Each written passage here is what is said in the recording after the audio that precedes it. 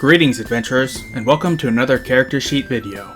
In the last video I went over what the Goblin Slayer would be like if he were in D&D, and today we'll be doing the same for the show's signature waifu, Priestess. Keep in mind that, while in the case of Goblin Slayer there wasn't much deviation between his abilities in the show and what that would translate to in D&D, for Priestess it will be much different.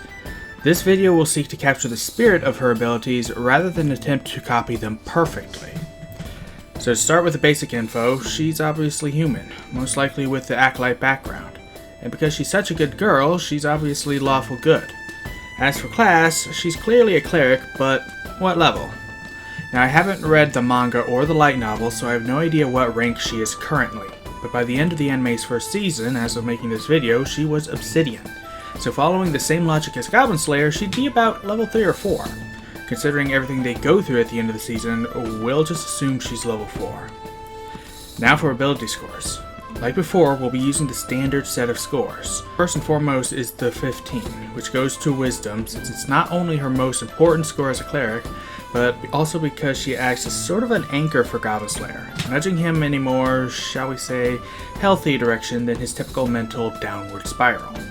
Next comes Intelligence, which gets the 14 since she's a fast learner, quickly picking up on things that Goblin Slayer teaches her. Next is the 13, which we'll put into Constitution, since she's surprisingly durable for a cinnamon roll. Next we'll put the 12 to Charisma. I'd make it higher, but Charisma is more than just cuteness, and Priestess is pretty shy at times. Next is Dexterity, which we'll give the 10 since she isn't really shown to be particularly agile, but also not clumsy. Which leaves Strength to get the 8 and the negative modifier since, let's face it, she's not that strong.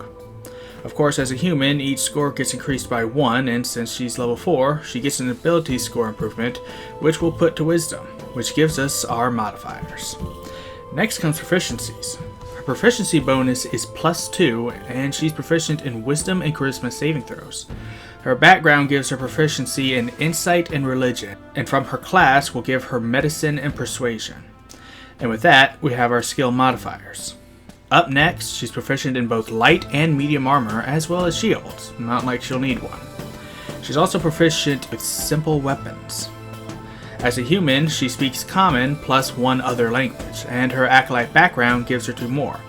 As far as I know, she only speaks 1 language, but for this we'll give her Elven, Dwarven, and Draconic so she can speak with her other companions. Now on to Feats of Features, starting with her Divine Domain.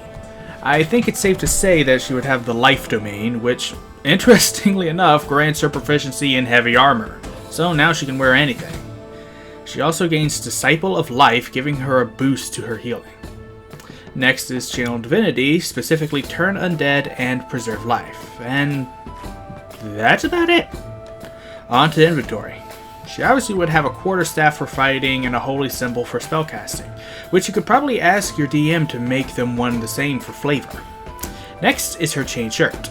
Not chain mail, chain shirt. There is a difference.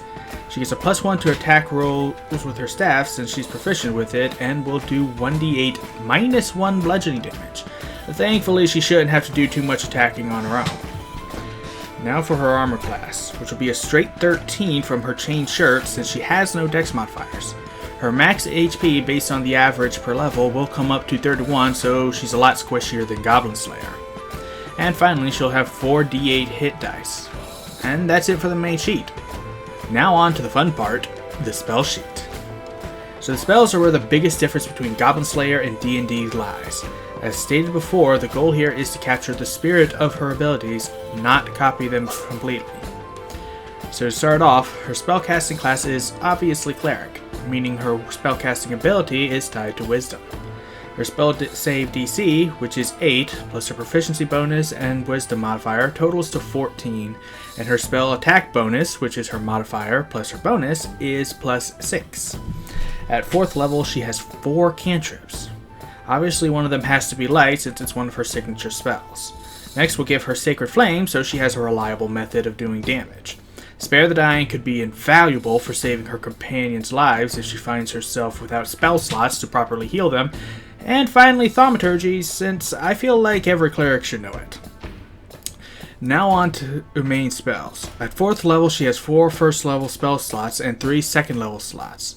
As a cleric of the life domain she gains bless and cure wounds for free at level 1 and the lesser restoration spiritual weapon spells at level 3.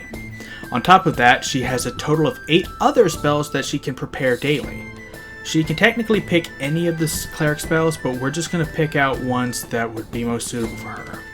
Starting with her first level spells, she'll have Guiding Bolt, another must-have for clerics, so that she has another way to deal damage, though only when she really needs to. Next is Healing Word, so she can heal from a distance if she needs to. After that is Sanctuary to ward off attackers, and Shield of Faith to give her allies a bit of extra defense. Moving on to second level spells, she has Aid to give allies more HP, Hold Person since she can't just squish them between 2 barriers, Prayer of Healing, which would be great if they have a moment to catch their breaths, and Silence, since she also has that spell. And with that, Priestess is complete. If you enjoyed this, then stay tuned for the next video where I cover the High Elf Ranger. Gee, I wonder what she's gonna be. Farewell, adventurers.